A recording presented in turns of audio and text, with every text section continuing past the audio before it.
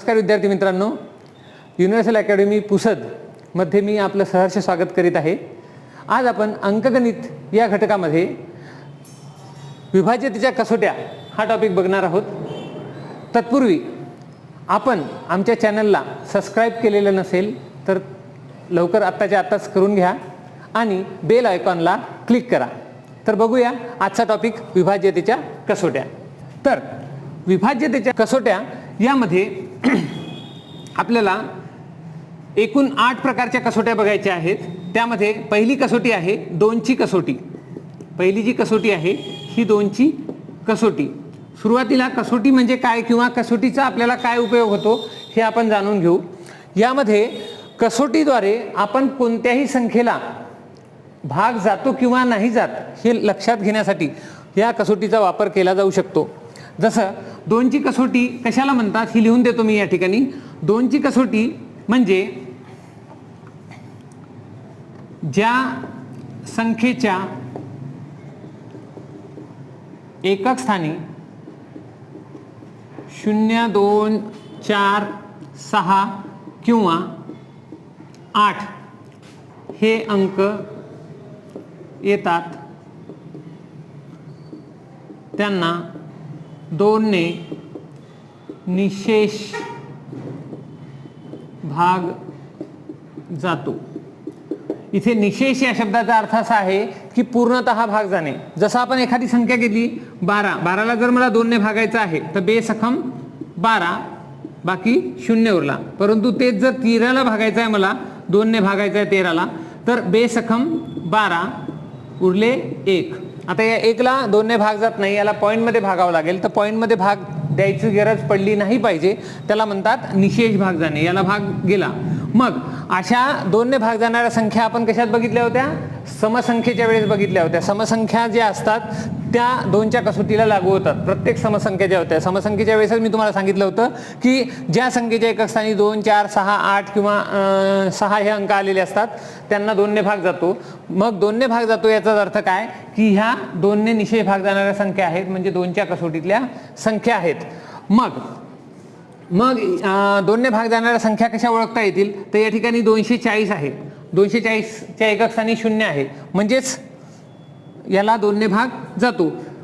5624 एकक स्थानी 4 आहे, म्हणजेच याला 2 ने निशेष भाग जातो, पूर्ण भाग जातो। 5,85,726 38, 35, 248 3, 37, 794 एकक स्थानी 4 आहे। इथे 0 आहे, 4 आहे, इथे 2 घेतो। या प्रत्येक संख्येला 2 ने निशेष भाग जातो। हे कसं ओळखायचं? फक्त एकक स्थान बघायचं आहे। प्रत्येक संख्येच्या एकक स्थानी पहा, इथे 0 आहे, इथे 4 आहे, इथे 6 आहे, इथे 8 आहे, इथे 2 आहे। कितीही मोठी संख्या जरी असली त्याचं एकक स्थानी जर 2, 4, 6, 8 किंवा 0 यापैकी कुठलाही अंक येत असेल तर त्याला 2 ने पूर्ण भाग जातो, हे ओळखून घ्यायचं आहे आपल्याला। यानुसार आपण 2ची कसोटी बघतो। 2च्या कसोटी नंतरच लगेच आपण पाहणार आहोत आता 5ची कसोटी। 5ची कसोटी आपण 3ची व 4ची कसोटी देखील पाहणार आहोत, परंतु या कसोटी सारखीच असणारी दुसरी जी कसोटी आहे ती आहे 5ची कसोटी। तर आधी 5ची कसोटी बघू, त्याच्या पुढे मी सांगेल ते। यानंतर 5ची कसोटीमध्ये आहे ज्या संख्येच्या एकक स्थानी 0 किंवा 5 हे अंक येतात त्यांना 5 ने निशेष भाग जातो। बघा या ठिकाणी जाणून घेऊ आपण। इथं उदाहरणार्थ 360च्या एकक स्थानी 0 आलेला आहे, म्हणजेच काय तर याला 5 ने भाग जातो। 5375 ला देखील 5 ने पूर्ण भाग जातो।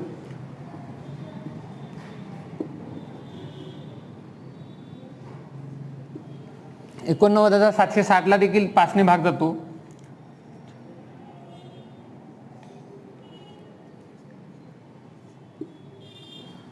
4,63,210 ला देखील पूर्ण भाग जातो 5 ने. 98,725 याला देखील 5 ने पूर्ण भाग जातो. मग ह्या ज्या दिलेल्या संख्या आहेत याला खरोखरच 5 ने भाग जातो का हे आपण जाणून घेऊ. तर या ठिकाणी मी 360 या संख्येला भाग देतो 5 ने. 5 7 35, बाकी उरला 1, इथं 0. हा 0 खाली घेतला, इथं 10 झाले. 5 दुने 10, बाकी उरला 0. भाग पूर्ण गेलेला आहे. तसाच या ठिकाणी या संख्येला घेऊन दाखवतो 98,725. याला आपण 5 ने भाग देऊया. 5 1 5, उरले 4, 8 खाली घेतला मी. 5 9 45, उरले 3. 5 7 35, उरले 2. 5 चोक 20 आणि इथे 5 5 5 25. बरोबर आहे.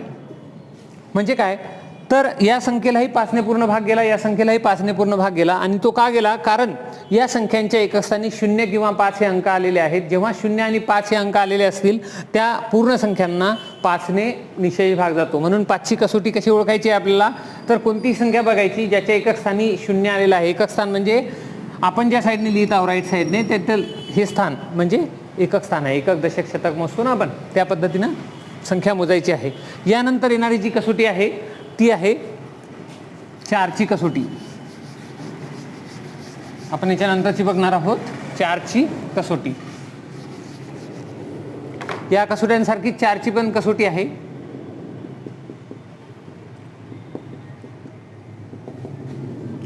संख्येतील एकक व दशक स्थानच्या अंकांनी तयार होणाऱ्या संख्येला 4 ने भाग जात असेल तर त्या संपूर्ण संख्येलाही 4 ने निशेष भाग जातो. बघूया आपण उदाहरणार्थ. या ठिकाणी उदाहरणार्थ आहे 432, 8,912, 13,728,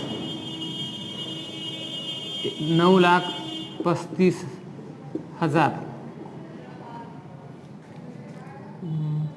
23,37,598. बघूया आपण उदाहरणार्थ इथे लिहिलेले आहेत मी 432, 8,912, 13,728, 9,35,000, 23,37,598. मग ह्या ज्या मी संख्या घेतलेल्या आहे यामध्ये कुठलीही एखादी संख्या जर घेतली तर या प्रत्येक संख्येला 4 ने भाग जातो. तर 4 ने भाग जातो हे कसं मी ओळखणार आहे. या ठिकाणी बघा प्रत्येक ठिकाणी मी अंडरलाईन केलेली आहे शेवटच्या 2 संख्यांना. शेवटचे एकक स्थानचा अंक आणि दशक स्थानचा अंक.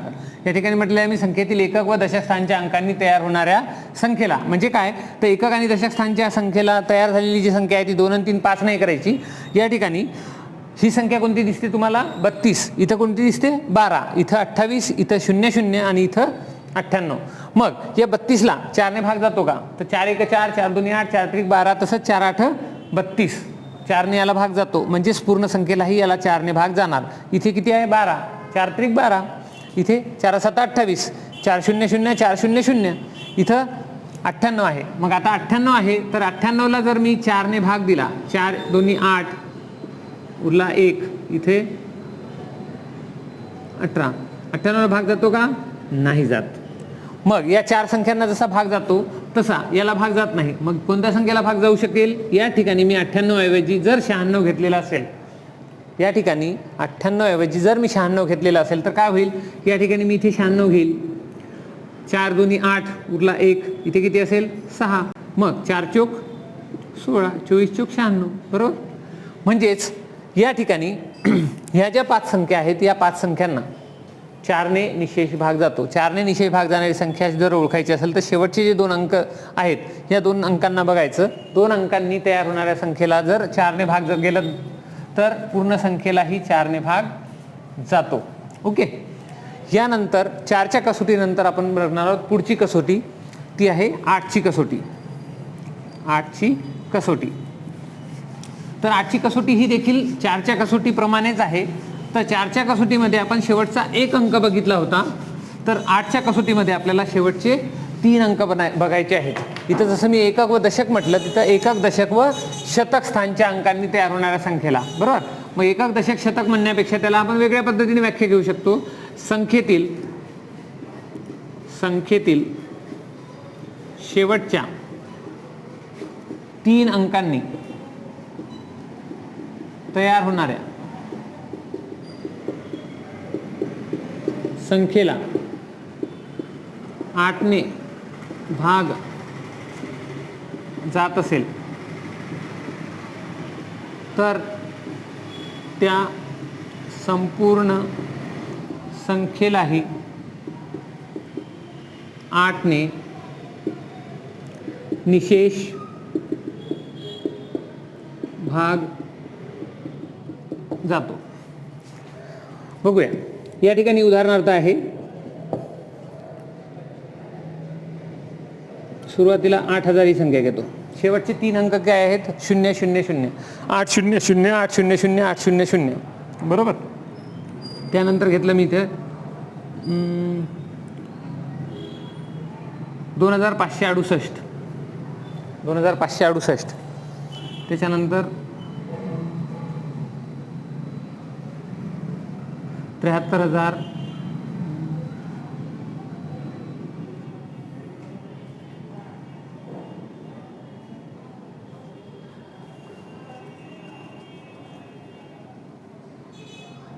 ठीक आहे. 73,920. 33 लाख. 57,000.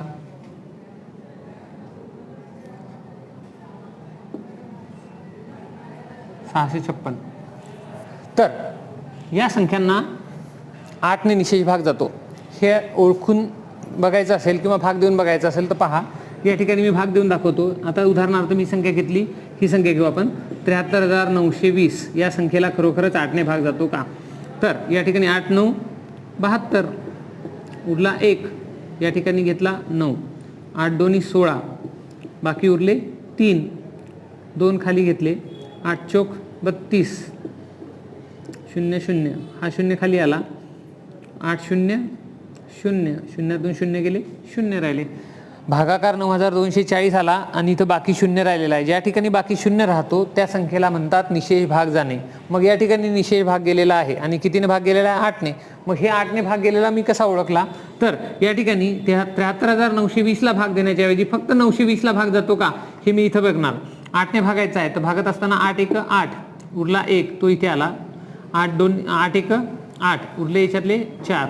8 5 40. हा भागाकार आला आणि याला पूर्ण भाग गेला. त्यामुळे ही जी दिलेल्या संख्या आहेत या प्रत्येक संख्येला 8ने भाग जातो हे ओळखायचं असताना इथे 8 8 64, उरला 1. 8 2 16, इथे 8 7 56, 8 1 8, 8 0 0 8 0 0 8 0 0. प्रत्येक संख्येला इथे 8ने भाग गेलेला आहे, बरोबर आहे. ही झाली 8ची कसोटी. यानंतर आपण बघणार आहोत पुढची कसोटी. पुढची कसोटी बघूया आपण 3ची. पुढची कसोटी आहे आपली 3ची कसोटी. ठीक आहे.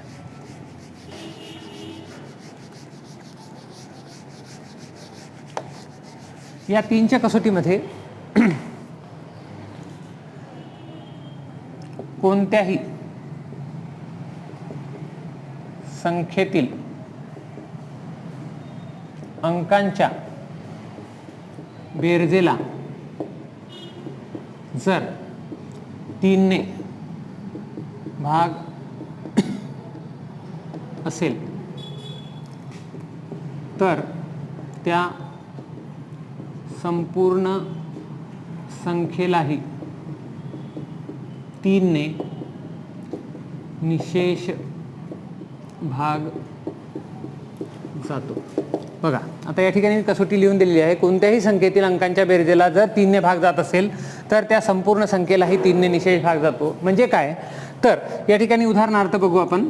उदाहरणार्थ पहिली संख्या घेतली मी 111. 111ला 3 ने भाग जातो. ठीक आहे. यानंतर घेतली मी 4254, याला देखील 3 ने भाग जातो. नंतर घेतली 7,05,123, याला देखील भाग जातो. 25,71,444, याला देखील 3 ने भाग जातो. मग 3 ने भाग जाणारे ह्या संख्या कशा ओळखायच्या आहेत, तर या ठिकाणी बघूया आपण. ही जी संख्या दिलेली आहे कोणत्याही संख्येतील अंकांच्या बेरजेला, म्हणजेच काय, यामध्ये 1 1 1 अंक असे दिलेले आहेत. किती वेळा, 3 वेळा. या 1 अधिक 1 अधिक 1 ची बेरीज करायची. किती आली बेरीज, 3. या 3ला 3 ने भाग जातो का, ही जी बेरीज केली होती या बेरजेला 3 ने भाग जातो. 3 ने भाग देऊन बघायचा. 3 1 3, म्हणजे या पूर्ण संख्येला भाग जाणार. भाग जातो किंवा नाही हे आपण इथं तपासून बघू. त्याच्या आधी 4 अधिक 2 अधिक 5 अधिक 4 यांची बेरीज बघा. 4 आणि 2 6, 6 आणि 5 11, 11 आणि 4 15, अंकांची बेरीज 15 झाली. 15ला जर मी 3 ने भाग दिला तर 3 5 15. तसंच 7 अधिक 0 अधिक 5 अधिक 1 अधिक 2 अधिक 3 याची बेरीज किती झाली, 7 आणि 0 7, 7 आणि 5 12, 12 आणि 1 13, 13 आणि 2 15, 15 आणि 3 18, अंकांची बेरीज 18 झाली. 18ला 3 ने भाग जातो का, 3 सक 18. तशी इथं बेरीज पहा. 2 आणि 5 7, 7 आणि 7 14, 14 आणि 1 15, 15 आणि 4 19, 19 आणि 4 23, 23 आणि 4 27, अंकांची बेरीज 27 झाली. 27ला देखील 3 ने भाग जातो. मग अशा पद्धतीनं जेवढी अंकांची बेरीज झालेली आहे ही 3च्या पटीत असली पाहिजे, म्हणजे त्याला 3 ने भाग गेला पाहिजे. या ठिकाणी आपण भाग जातो किंवा नाही जात हे खरोखरच तपासून पाहू. तर या ठिकाणी मी तपासणी करून दाखवतो. लक्षात आलेलं आहे काय करायचं आहे आपल्याला. 3ची कसोटी बघत असताना 3 ने भाग जाणारी संख्या आहे की नाही बघायची आहे. पण ती 3 ने भाग जाणारी संख्या आपल्याला शेवटचे 2 अंक किंवा शेवटचे 3 अंक घेऊन घ्यायची नाही आहे. तर यामध्ये काय करायचं आपल्याला, या अंकांची बेरीज करायची आहे. बेरजेला 3 ने भाग जात असेल तर त्या संपूर्ण संख्येलाही 3 ने भाग जातो असा त्याचा अर्थ आहे. जसं आता या ठिकाणी 4254 ही संख्या घेऊन बघू आपण. याला 3 ने भागायचं आहे मला. तर 3 1 3, आता याच्यातला बाकी 1 उरला तो इथं लिहायचा. हे झाले 12, 3 चोक 12. या ठिकाणी आता 3 1 3 उरले 2, 3 8 24, भाग गेला आहे पूर्ण. तसंच इथं पहा 7 0 5 1 2 3 यांना भागायचं आहे 3 ने.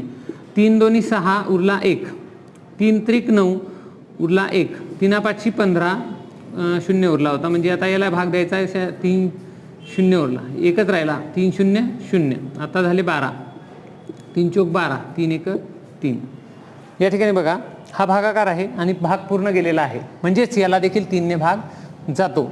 मग जशी आपण 3ची कसोटी पाठ केलेली आहे तशाच पद्धतीची 9ची कसोटी आहे आणि ही पुढची कसोटी आहे. 9च्या कसोटीमध्ये कोणत्याही संख्येतील अंकांच्या बेरजेला जर 9 ने भाग जात असेल तर त्या संपूर्ण संख्येलाही 9 ने निशेष भाग जातो अशी कसोटी आहे. मग या संख्यांची बेरीज 9च्या पटीत आहे का. इथे बेरीज किती आली होती, फक्त 3 आली होती. मग या 3च्या ऐवजी या ठिकाणी मी 144 जर घेतलेला आहे तर इथे बेरीज किती होईल, 1 अधिक 4 अधिक 4 म्हणजे 9. 9ला 9 ने भाग जाईल का, 9ला 9 ने भाग जाईल, म्हणजे या संख्येला 9 ने भाग जातो. इथं अंकांची बेरीज किती झाली होती, 18. 18ला 9 ने भाग जाईल का, 9 1 9, 9 2 18. या संख्येला 9 ने भाग जातो. या संख्येला जातो का 9 ने भाग, नाही जात. पण हेच मी या ठिकाणी 4554 घेतली तर 4554 ची बेरीज किती होते, 4 अधिक 5 9, 9 5 14, 14 आणि 4 18. या अंकांची बेरीज होईल 18. मग 18ला देखील 9 ने भाग जातो. 9 2 18, बरोबर. आता राहिली शेवटची संख्या. शेवटच्या संख्येची बेरीज किती आली होती, 27. 27ला 9 ने भाग जातो. 9 त्रिक 27. मग अशा पद्धतीने आपण ती 10 अंकी संख्या 12 अंकी संख्या जरी असेल तरी देखील आपल्याला काय करायचं आहे, फक्त त्या अंकांची बेरीज करायची. त्या अंकांच्या बेरजेला 9 ने भाग जातो का एवढं बघायचं आहे. अंकांची बेरीज जर 16 झाली असेल तर 16ला अंकांची बेरीज 16 झाली म्हणून 9 ने भाग जातो का, 16ला नाही जात. मग त्या संख्येला 9 ने भाग जाणार नाही. लक्षात आलं. ही झाली 9ची कसोटी. 9च्या कसोटीनंतर आपण बघणार आहोत पुढची कसोटी. 11च्या कसोटीमध्ये पहा, संख्येतील एका आड एक येणाऱ्या अंकांच्या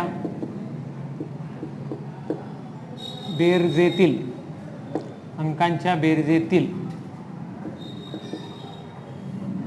फरक 0 किंवा 11च्या पटीत येत असेल तर त्या संख्येला 11ने निशेष भाग जातो. बघा मी इथे काय लिहिलेलं आहे, संख्येतील एका आड एक येणाऱ्या अंकांच्या बेरजेतील फरक 0 किंवा 11च्या पटीत येत असेल तर त्या संख्येला 11ने निशेष भाग जातो. म्हणजे काय, तर या ठिकाणी 3500